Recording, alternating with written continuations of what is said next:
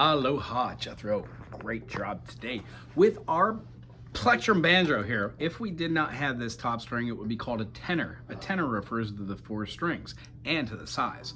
When we have our 5 string, it's considered a bluegrass banjo. The 2 different ways of playing a bluegrass banjo are the bluegrass traditional, onto which we use our fingers, thumb pick, pointer pick, middle pick, and then we sometimes have an extension here and having this one, but we generally don't have one on the pinky. If we're playing this, most of these things that we do with the bluegrass is called a roll, where we use one level of playing a pattern and then throwing another pattern in between.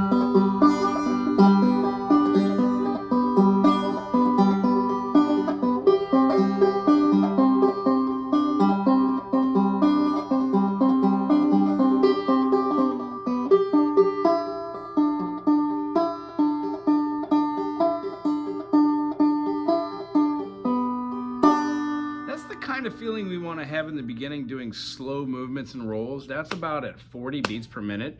Eventually we would take that same thing and speed it up, right, and use the same chord movements that we have,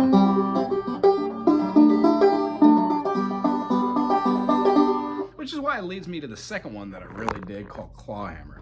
You can do the same movements and you're playing more of a strumming pattern with the chords on one hand. So the chords of our day, we'll go over in a second, but the claw hammer approach is uses a down plectrum with the calcium-enriched fingernails, and then a quick little pattern that we do, like a feeling like down, and then a quick pattern. I use my back of my palm a lot, and then the top of my fingers, as you can see from where I've got my burns on here and my dirt marks. So what we're gonna do is we're gonna be learning chords before we even get into our pattern processes. Those little bitty trills in our pattern processes are the ways that we make bluegrass music. We learn chords so we can then do like slides into them and get that like little twangy bluegrass feeling. But the way we get there is learning chords first off. So any individual note, like this note, the G, is a single tone. It's a wavelength, a frequency. What happens is, because there's molecules, or are molecules, between us in the air, there's nitrogen, carbon, methane, just all sorts of things, it dissipates and the wavelength starts to deteriorate and get quieter until it dissipates. However, if there wasn't anything between us and the molecules, the sounds we make as wavelengths would go on exponentially forever. So what we do is we learn how to play these in correlations of time, called tempo, and then that makes meter, which is our standard of counting rhythms. Everything we count thus far will be counted as a quarter note, which would be a 1, 2, 3, 4, or an eighth note, which would be a 1 and 2 and 3 and 4 and, exhibiting a 1 and 2 and 3 and 4 and. We do that with our picking, 1 and 2 and 3 and 4 and. So we get used to being able to count in this fashion. For our first chord, the idea is that we're playing a G major. A G major can have a lower note, which changes something we call the inversion. A G major that has a G, B, and a D is played open. However, this is not a first inversion, this is a second inversion. G major, G, B, D, a first inversion would have B as the lowest note, and the D as the lowest note is the second inversion. Since that D string, our 4th string, is lowest on all of these, that would make this particular G major a second inversion. If we were to play our first finger on the B string, second finger on the G string, and then third finger on that D string, and then put a pinky up top, we also get the same chord. However, this G major has the D string being played D to D sharp or E flat, E or F flat, E sharp or F, F sharp or G flat, G. So when we play a G major this way, G is our lowest note. So this is a traditional 1-3-5 triad. If we were to take this all the way up to the 7th fret and we were to play our first finger on the G string, second finger on the B string, and then third finger wraps around for the D string, and we put our pinky up top to double up both of those notes on the 9th fret, we get another G. This one does not have the G on the bass, but rather has the B. G to G sharp or A flat, A, and then to A sharp or B flat, B. This signature chord, still a G major. So although we learn just the G major today, try and check out my channel to find how to play this G major by scaling down B string, G string, D string, and playing the high D up top, and then moving up all the way to the 7th, and then keeping these two, and then switching those. Whoop, whoop. Nice. The reason why I teach it this way is because 3 chords in one lesson is an overload. However, if you teach 3 chords and you do the legwork on trying to see these chords as also being G, and then we can go all the way up to the top and play a big old bar. Why? That's where our open is, and it repeats 12 notes up. Essentially, we've got G sharp, A sharp, B, and then we've got C, C sharp, D, D sharp, and then we've got E, F, F sharp, and G. There are 3 quadrants of spider exercises.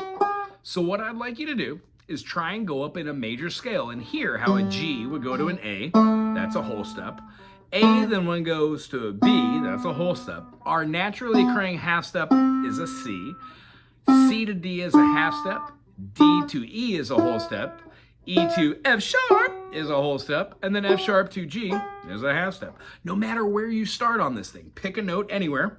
Great. Whole step, half step, whole step, whole step, whole step, half step. That's a major scale, otherwise known as a Ionian mode. Being able to play a G major here, G major here, and a G major here, and then a G major here allows us to navigate up and down the fretboard using different feelings and tones for the same type of chordal structures. The other chord we had would have had our first finger right here on the B string, second finger here on the D string, and then third finger all the way up top on the other D string, leaving the G open. That would give us our C, E, and G, a major C. When we take this C major and we bar up the whole 5th fret, we also get our C major chord. And then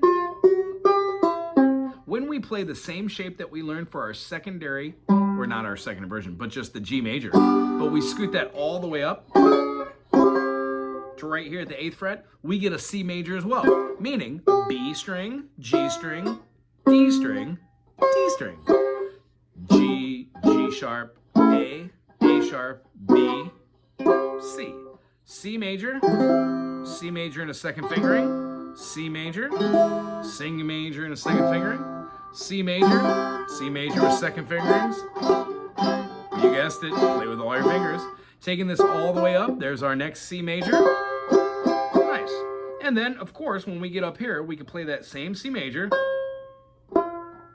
but now we need to close that one string that was open. You guessed it, we're going to be playing 12th fret on the G string right there. Cool? That's how we do our C. And then if we were to take that secondary fingering of the C major, scoot it up, and then put down our finger, that's the exact shape that we'd be playing there. It's just here at the 2nd fret, and that gives us a D. That would resoundingly have our first finger on the 2nd fret of the G string, second finger on the B string at the 3rd fret, and then our 3rd finger wraps around to play the D string at the 4th fret and pinky up on the 4th fret as well. Between these notes, the D major absolutely can do the same thing the C did. C went from C to the C to the C, then up to the C. When we do the D, we go from the D major up to the D major at the 7th fret with a bar. Then we play at the, the 10th fret for another D. And then we move that shape all the way up here to get this shape for the D. And we're going to be playing that at the 14th fret. Awesome. Those are the 3 different ways to play G major, C major, and D major. In the key of G major, that's the 1-4-5. We would have G major, A minor, B minor, C major, D major. We're going to have an E minor, an F sharp diminished when we move it up.